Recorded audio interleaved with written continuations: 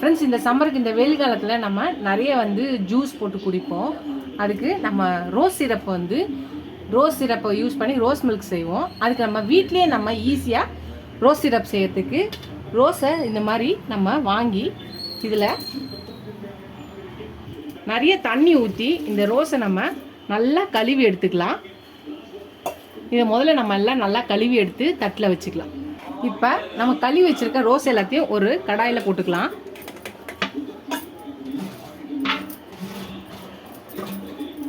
இப்போ இதில் 1 kilo ரோஸுக்கு 1 litre தண்ணி ஊற்றணும். இதுதான் அளவு.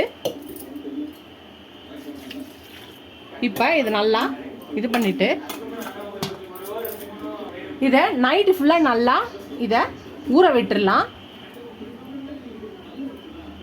நம்ம ஊற வச்ச ரோஸு நைட்டு ஃபுல்லாக நல்லா ஊறி இதில் இருக்க எசன்ஸ்லாம் நல்லா இறங்கியிருக்கும், இந்த ரோஸோட இதெல்லாமே.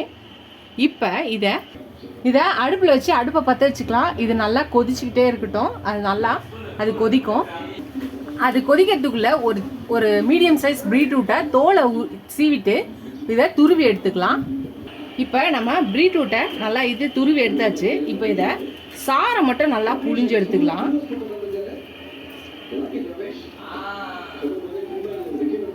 எல்லாத்தையும் நல்லா புழிஞ்சு எடுத்துக்கலாம்.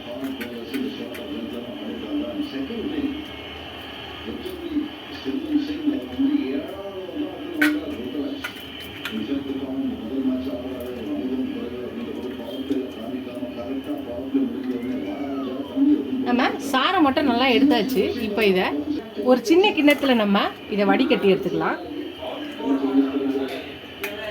நம்ம பீட்ரூட்டோட சாறு மட்டும் இருந்தால் போதும். உங்களுக்கு விருப்பம் இருந்தால் நீங்கள் பீட்ரூட்டே அப்படியே போடலாம் கட் பண்ணி. நான் இப்போ இதோட சிரப்பை மட்டும் ஊற்றுறேன். ரோஸ் நல்லா கொதிக்க ஆரம்பிச்சிச்சு. இப்போ இதுலேயே இந்த ரோஸ் சிரப் இந்த பீட்ரூட்டோட சாரை ஊற்றிடுறேன். இப்போ இதே சேர்த்து நல்லா கலந்துக்கலாம். இது நல்லா ஒரு 5 நிமிஷம் கொதிச்சா போதும். அதுக்கப்புறம் நம்ம இறக்கிடலாம். நல்லா ரோஸோட இதெல்லாம் கலர் மாறி வந்திருக்கு பாருங்க. அது நல்லா கொதிச்சு அதில் இருக்க சாரெல்லாம் தண்ணியில் இறங்கியிருக்கு, ரோஸோட எசன்ஸ்லாம். இது 5 நிமிஷம் கொதிக்கிட்டோம்.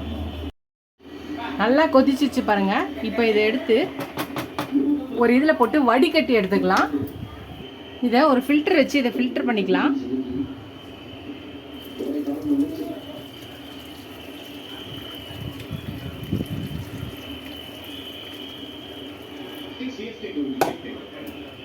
மறுபடியும் பேனில் ஊற்றிக்கலாம். வடிகட்டியாச்சு, ஃபில்டர் பண்ணியாச்சு எல்லாத்தையும். மறுபடியும் இதை பேனில் ஊற்றிக்கலாம்.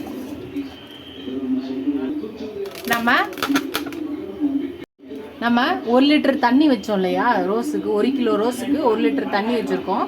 இப்போ இதுக்கு 3 கிலோ சர்க்கரை போடணும். சுகரை போட்டுக்கலாம். அடுப்பை பற்ற வச்சாச்சு. இப்போ இதை நல்லாத்தையும் கலக்கிக்கலாம். சர்க்கரை நல்லா கரையிட்டோம். சர்க்கரை நல்லா கரைஞ்சி கொதி வந்தால் போதும் நம்மளுக்கு. இப்போ நல்லா கொதிச்சிச்சு. இப்போ ஒரு லெமனை புழிஞ்சு வச்சுருக்கேன். இப்போ இதில் ஊற்றிடலாம். ஃப்ரெண்ட்ஸ், நம்ம ரெடி பண்ண ரோஸ் மில்க் ரெடி ஆயிடுச்சு பாருங்கள். இது நம்ம நல்லா ஆற வச்சு இது ஒரு பாட்டிலில் ஸ்டோர் பண்ணி எடுத்து வச்சுக்கலாம். ஃப்ரெண்ட்ஸ், நம்ம ரோஸ் மில்க் செய்ய ரோஸ் எசன்ஸ் வந்து ரெடி பண்ணோம் இல்லையா, அது நல்லா ரெடி ஆயிடுச்சு பாருங்கள். இது நல்லா ஆறினோடனே இதை நீங்கள் ஒரு பாட்டிலில் ஸ்டோர் பண்ணி எடுத்து வச்சுக்கலாம். எப்போ தேவையோ அப்பப்போ நம்ம கலக்கி குடிச்சிக்கலாம். இப்போ இதை நம்ம ஒரு கிளாஸில் இந்த நம்ம ரோஸ் சிரப் ரெடி பண்ணியிருக்கோம்ல, இதை ஊற்றிக்கலாம்.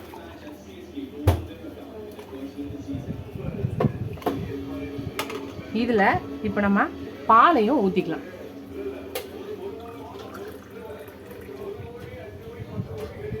இப்போ ஒரு 4 ஐஸ் கியூப்ஸை நம்ம போட்டுக்கலாம். அவ்வளோதான் பாருங்கள், நம்மளோட ரோஸ் மில்க் ரெடி ஆயிடுச்சு. வீட்டிலையே நம்ம ஒரு ஹெல்த்தியான ரோஸ் மில்க்கு ரெடி பண்ணிட்டோம். நீங்களும் வேணுன்னா நீங்கள் சப்ஜா சீட்ஸு பாதாம் பிசினை கூட நீங்கள் இதில் மிக்ஸ் பண்ணி போட்டுக்கலாம்.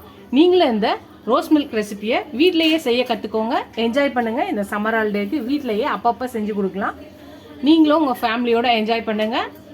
இந்த ரெசிபியை ட்ரை பண்ணி பார்த்துட்டு எப்படி இருக்குன்னு சொல்லுங்கள். ஃபஸ்ட்டு டைம் சேனல் பக்கம் சப்ஸ்கிரைப் பண்ணிட்டு பாருங்கள். இதோட சப்ஸ்கிரைப் பண்ண எல்லா ஃப்ரெண்ட்ஸ்க்கு தேங்க்ஸ். எனக்கு என் சேனலுக்கு சப்போர்ட் பண்ணிங்கன்னு நினைக்கிறேன். இதோட அடுத்த ரெசிபியில் பார்க்கலாம். டாடா பாபா ஃப்ரெண்ட்ஸ்.